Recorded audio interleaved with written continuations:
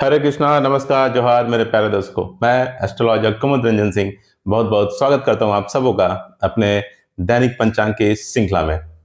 प्यारे दर्शकों, इससे पहले कि मैं 28 जनवरी 2026 के दैनिक पंचांग का संपूर्ण विवरण आप सबों को दूं, मैं उन सभी प्रियजनों को अपने तहे दिल से बधाई देना चाहूंगा जिनका आज जन्मदिन है। साथ ही उन सभी दंपतियों को भी बधाई देना चाहूंगा जिनका आज मैरिज एनिवर्सरी है।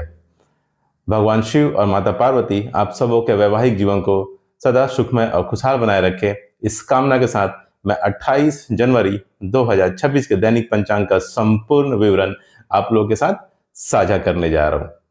तो चलिए दर्शकों, पंचांग 28 जनवरी 2026 विक्रम संवत रहेगी 2082, शक संवत 1947, कली संवत 5127 है, मास माघ मास होगी, पक्ष शुक्ल पक्ष होगा, वार बुधवार होगी, ऋतु शिशिर है, तिथि दसवीं होगी शाम के 4:35 PM तक। उसके बाद एकादशी तिथि प्रारंभ हो जाएगी। ठीक है दोस्तों, दसवीं तिथि रहेगी शाम के 4:35 PM तक। उसके बाद एकादशी तिथि प्रारंभ हो जाएगी।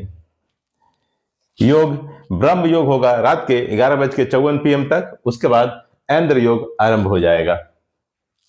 करण गर करण होगा शाम के 4:35 PM तक। उसके बाद वाणिज्य करण अगले दिन यानी 29 जनवरी को 3:16 AM तक रहेगा। उसके बाद विष्टिकरण अर्थात भद्रा प्रारंभ हो जाएगी। मैं फिर एक बार इसको क्लियर कर देता हूं। करण गर करण रहेगा जो कि शाम के 4:35 PM तक रहेगा। उसके बाद वाणिज्य करण आरंभ हो जाएगा जो कि अगले दिन यानी कि 29 जनवरी को 3:16 AM तक रहेगा। उसके बाद फिर आपकी विष्टिकरण स्टार्ट हो जाएगी अर्थात भद्रा प्रारंभ हो जाएगी।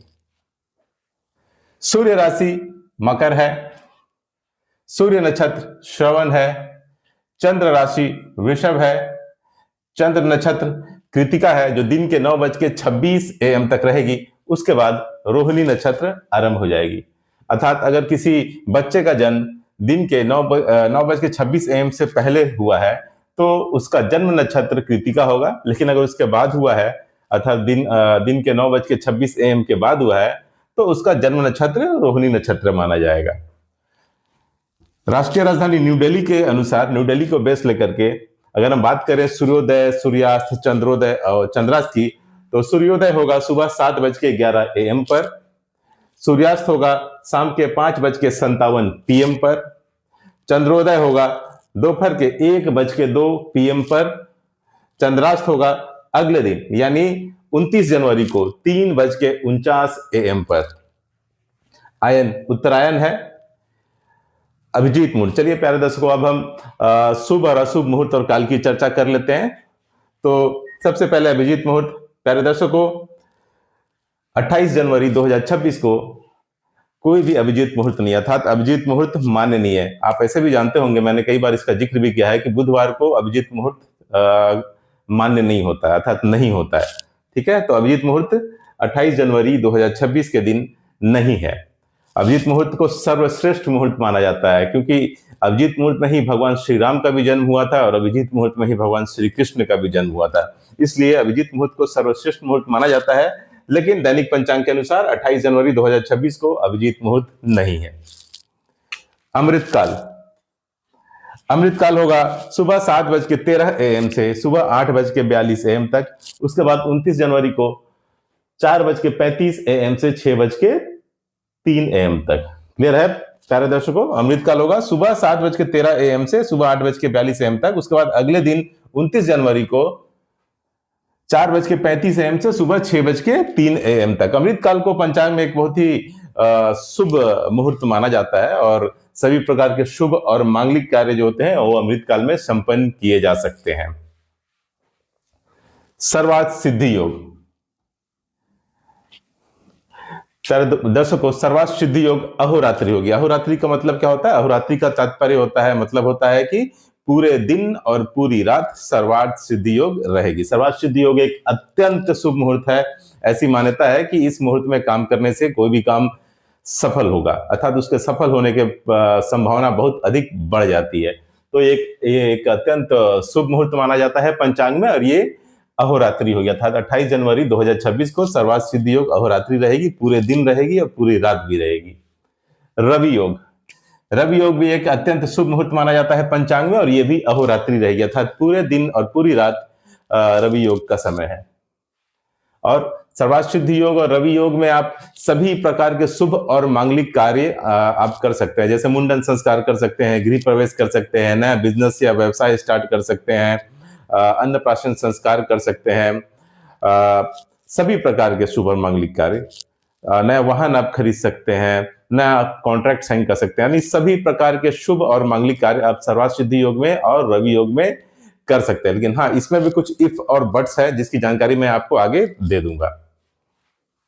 विजय मुहूर्त, विजय मुहूर्त होगा दोपहर के 2:22 PM से दोपहर के 3:05 PM तक। देखिए, विजय मुहूर्त को उपयुक्त माना जाता है कानूनी संबंधी कार्रवाई करने में या सरकारी दस्तावेजों से संबंधित कार्य को पूर्ण करने के लिए विजय मुहूर्त का जो समय होता है उसको उपयुक्त माना जाता है।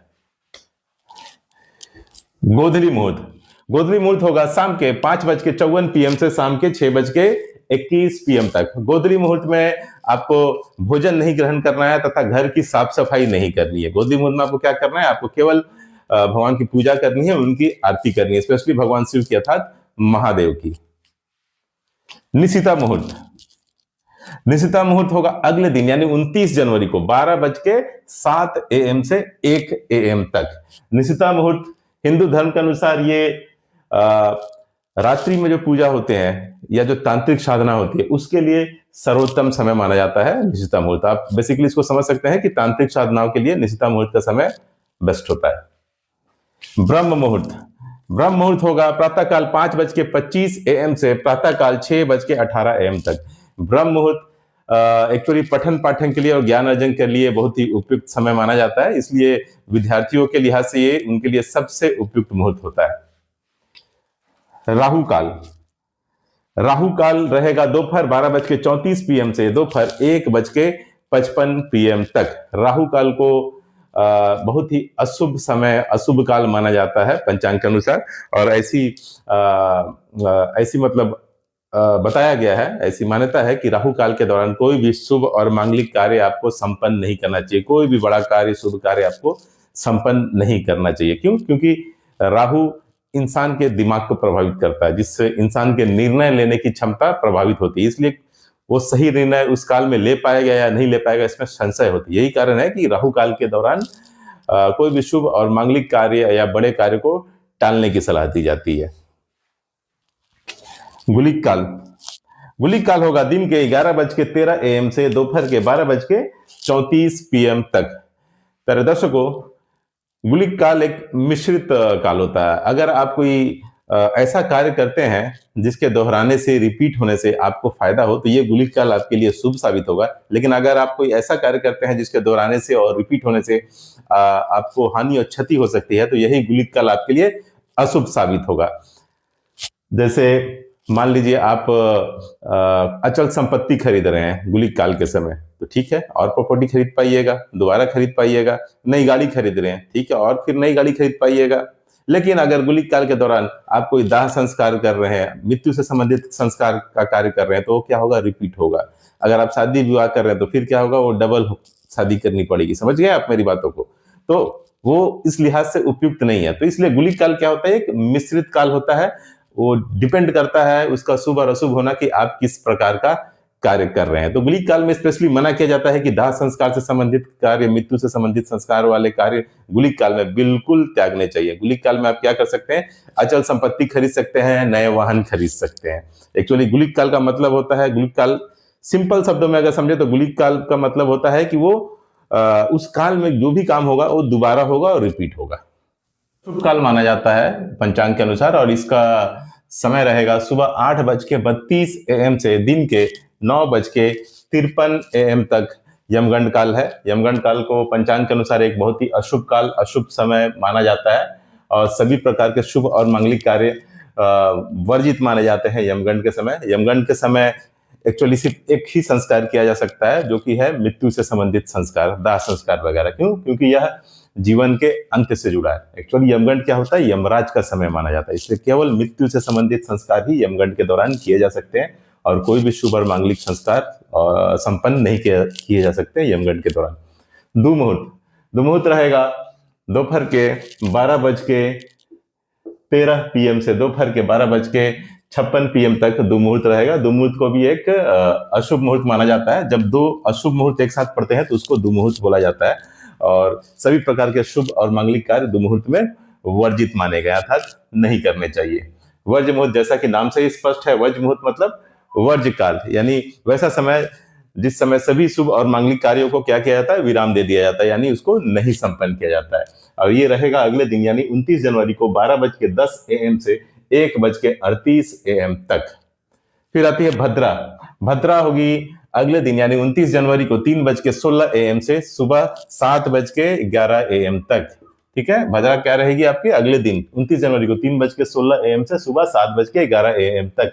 भद्रा काल के दौरान सभी प्रकार के शुभ और मांगलिक कार्य बिल्कुल थम जाते हैं, बिल्कुल कोई भी शुभ मुहूर्त नहीं मिलने वाला। अगर भद्रा है तो उसका मतलब उस समय कोई भी शुभ और मांगलिक कार्य संपन्न नहीं होगा। कोई भी अगर शुभ योग भी अगर उस दौरान पड़ रहा है तो वो भी अपना शुभ प्रभाव नहीं दे पाएगा। तो भद्रा का समय हो गया 29 जनवरी को 3:16 AM से सुबह 7:11 AM तक।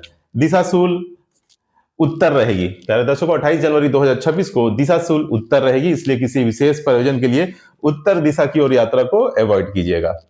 तो मैंने जितने भी मुहूर्त और काल, शुभ अशुभ काल और मुहूर्त की चर्चा की है, उसके अनुसार जब आप उसको फाइनल कंक्लूजन निकालेंगे तो आप पाएंगे कि सुबह 8:32 AM से दोपहर के 1:55 तक का जो समय है वो सभी अशुभ काल के प्रभाव में, यानी राहु काल, गुलिक काल, यमगंड, वर्ज मुहूर्त, दुमुहूर्त, इन सभी अशुभ कालों के प्रभाव में है। तो इस समय अगर कोई शुभ मुहूर्त भी होगा तो भी वो अपना शुभ प्रभाव देने में सक्षम नहीं होगा, इसलिए उतने अवधि को हमको क्या करना पड़ेगा, त्यागना पड़ेगा। उसके बाद का जो काल है यानी 1:55 PM जो दोपहर है, उसके बाद का जो काल है वो क्या है, आपका शुभ है। तो शुभ मुहूर्त क्या हो गया आपका, दोपहर के 1:55 के बाद का जो भी समय है वो सब क्या है, शुभ माना जाएगा। ठीक है दोस्तों, क्लियर है। पंचांग 28 जनवरी 2026 के अनुसार जो शुभ मुहूर्त है वो दोपहर 1:55 PM के बाद का समय है। 1:55 दोपहर के बाद जो भी समय है वो बिल्कुल शुभ है, क्योंकि सर्वार्थ सिद्धि योग भी अहोरात्रि है और रवि योग भी अहोरात्रि है, यानी आप कोई भी शुभ और मांगलिक कार्य दोपहर 1:55 के बाद कर सकते हैं। उससे पहले क्यों नहीं कर सकते हैं, क्यों? क्योंकि उस समय भले ही शुभ योग हो, लेकिन उस समय क्या है, अशुभ काल का प्रभाव है, राहु काल का प्रभाव है, गुलिक काल का प्रभाव है, यमगंड का प्रभाव है, दुमुहूर्त का, वज्र मुहूर्त का। तो इन अशुभ कालों के प्रभाव की वजह से जो शुभ मुहूर्त होते हैं वो क्या हो जाते हैं, दूषित हो जाते हैं। इसलिए जब भी आपको शुभ मुहूर्त निकालना हो, बिल्कुल प्योर शुभ मुहूर्त, तो क्या देखना चाहिए कि उस दौरान कोई अशुभ काल ना हो। तो 28 जनवरी 2026 के लिए शुभ मुहूर्त का समय होगा दोपहर 1:55 के बाद का जो भी समय है शुभ है, कोई भी शुभ और मांगलिक कार्य आप संपन्न कर सकते हैं। तो प्यारे दर्शकों, इसके साथ ही 28 जनवरी 2026 के संपूर्ण पंचांग का विवरण मैंने आप लोगों के साथ साझा कर लिया। कल फिर मिलूंगा अपने पंचांग की इस श्रृंखला में, तब तक के लिए नमस्कार, जय श्री कृष्णा।